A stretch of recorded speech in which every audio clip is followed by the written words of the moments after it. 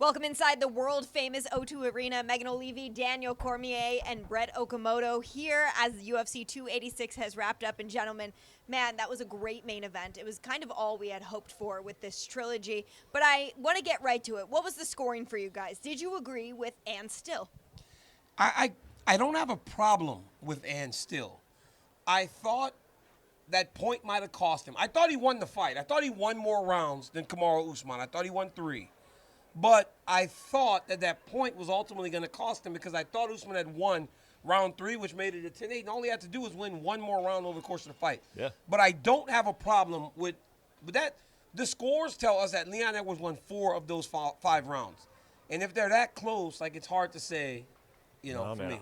You say, well, he's got to win the 4 rounds. I thought he did. I thought he won all 4. I thought he won 1, 2, 4, 5, and I really didn't think it was even that hard. I mean, yes, the second round was pretty close, but I just feel like you said 1, 2, 4, and 5 for Leon, and I want to go back. I have learned over the years to not always trust my scorecard on the night. I do want to go watch it, but I'm telling you, even on some of those flurries up against the fence, Leon was doing a great job blocking those. The shots Leon was landing, they were clean shots. You saw on the replays, like Kamaru's head was bad. His was the more crisp, better, more powerful shots. His game plan was much more intact. I felt he won the fight. I felt like he had won 3 rounds. I thought losing that 3rd round, and that would have been 10-8, and then I thought I felt pretty good about the 2nd round for Usman. But again, I would have to go back and watch it because now you got me thinking, like, did I just watch the wrong fight? It was a close fight. It was a close round, especially that 2nd round. That 2nd round is the thing that it hinges on, but I thought Leon won the 2nd round. And it's hard for us also to be in the atmosphere with the crowd and everything, and you're not catching every single thing while you sit octagon side. But I want to talk about the things that Leon Edwards did right. His striking looked great. His takedown defense looked phenomenal. I actually spoke with him in our post-fight interview, and he said, I worked on that, separating the hands, for so much of this camp because I knew he was going to shoot and shoot and shoot and shoot. Daniel, I know you were especially impressed by that. I mean, what were your thoughts on everything he brought to the table, both offensively and defensively? Oh, I thought he did great. I mean, from the kicks early and often, right?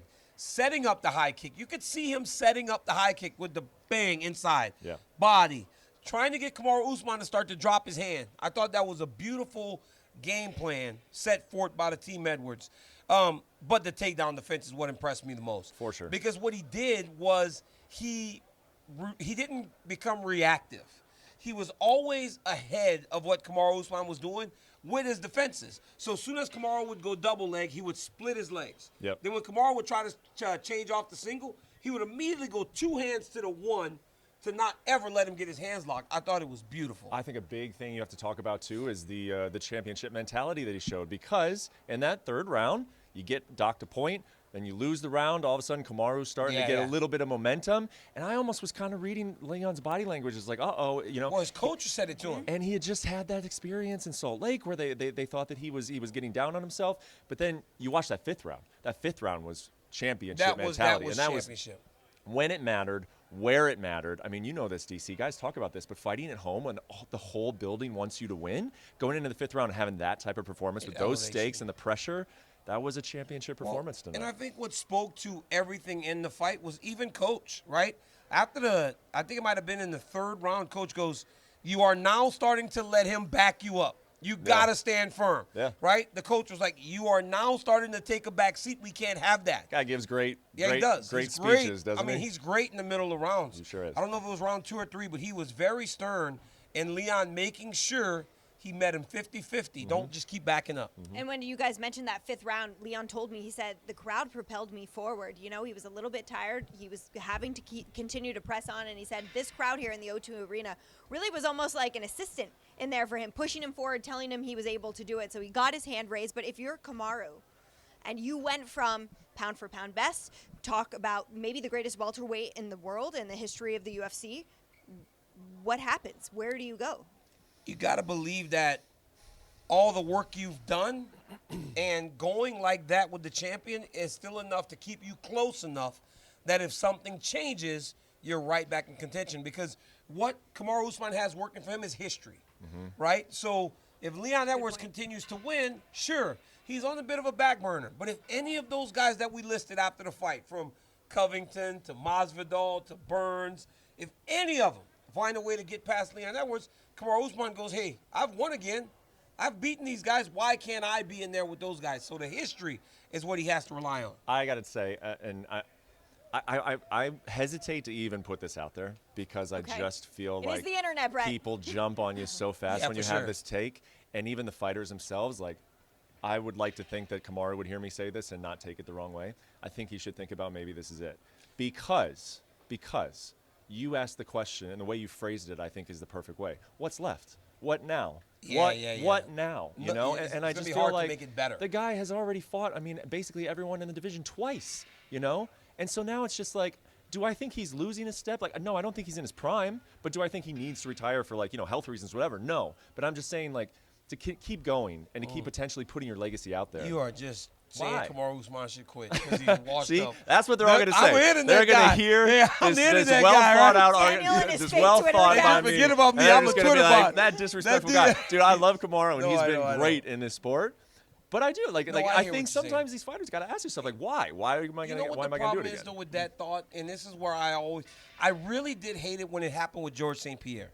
Remember when George St. Pierre had that tough fight against Johnny Hendricks? And we're all like, maybe this should be it for him. And then when he left for 3 years, we're like, George, come back. Yeah. Right? I don't think we should push these guys out the door. Even me. Yeah. They're like, DC, you should probably retire. And then I retire, and 3 years down the line, like, come back for one more. No, because once you're gone, you're gone. Yes. Yeah. Right? I think that we need to appreciate these guys while we have them and not kind of usher them out the door because we fear. But that's on us, right? Because if MMA, if we weren't so fickle, as fans, it would not matter what happens going forward. It would always stand the test of time what they did when they were the champion. And it's tough to tell a fighter to hang him up when clearly he still has plenty left. I mean, he was just very competitive against this guy. And, some people thought that the fight was a draw. But I'm coming from a standpoint of the guy's had a long career. He's had surgeries. He's got a lot of injuries. And he's done a lot. So I just don't think Kamaru Usman needs to be that guy that go out there and just take fights to take fights. No, I agree with both of your takes on this. But if on the flip side, Leon Edwards, he defends his title now for the first time against the man he took it from, and there's this long list of contenders, guys who didn't necessarily want to fight him on his way to the belt. A lot of those guys. That's the problem. Obviously want their shot at the title. There are guys like Bilal, Masvidal, and Burns who are fighting on the pay-per-view in Miami next month, and then of course Colby Covington, who is here as the backup. That lends you to think maybe that's the direction people are sort of going. But, Brett, if you have to pick who's next in line for Leon, how do you make that decision? I think Covington's leading the race right now, but the race ends after Miami. And Jorge is going to have his say in Miami. I was kind of hoping that if Leon won, he was going to be a little more boisterous in terms of, like, Masvidal, get the job done so you can come see me. Almost like I am hoping you win so then I can whoop you. I was really hoping he'd cut that promo. He kind of didn't. But that's not his character. It's not his character. Yeah. It's not. But I'm telling you, we all know how the sport goes. And there are going to be some people like, Masvidal doesn't deserve it. Masvidal doesn't deserve it. Masvidal goes and does something spectacular in Miami.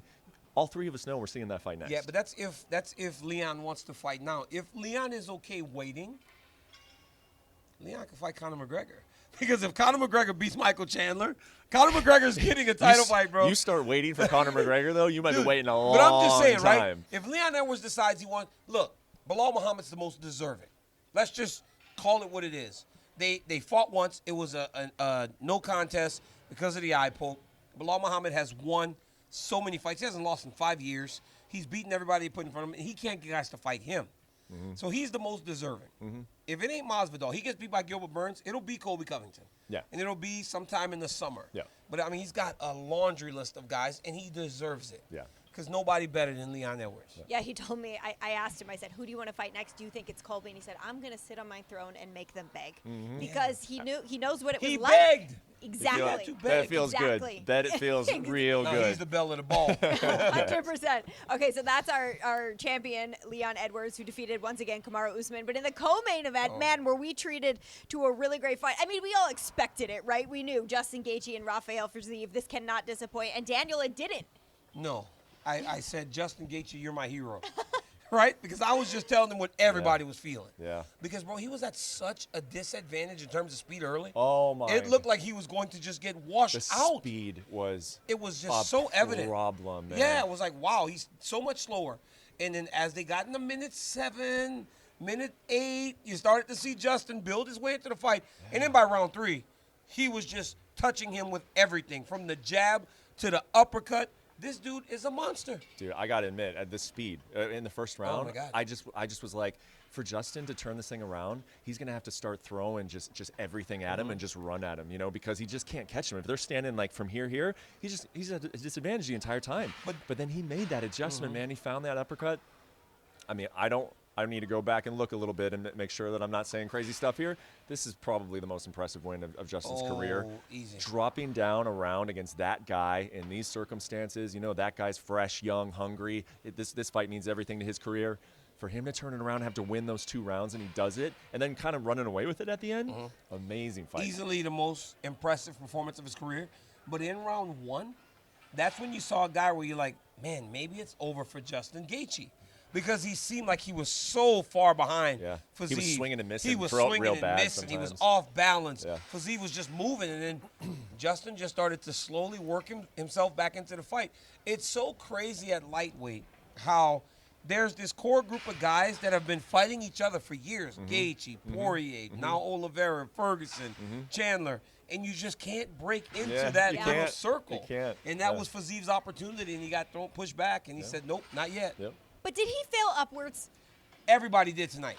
There were multiple fighters that were trying to elevate themselves from Casey O'Neill to Rafael Fiziev and Roman Dolidze. They all failed upwards, right? They all showed that even though they might not be there yet, they're right on the verge of being one of the elite. I agree. Yeah, I totally agree. All right, gentlemen, before we wrap this up, Justin Gaethje is adamant that this is his 3rd and final title run, but he believes he can capture that belt.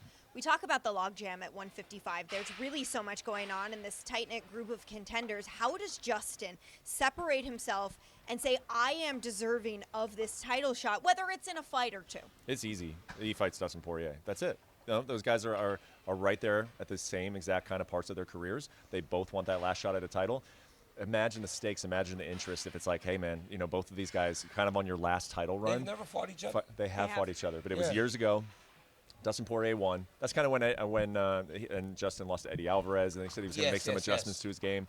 That's the fight. You make that fight, the winner gets the title shot. I think that's the only problem with that whole 5-person thing that they've been doing, because if one goes and beats one of the others, it's like, well, we've already seen this. Yeah, but I don't know if can they both get title shots? Like, I think you have to put the title shot on the line and say one of you get one, one of you don't. I think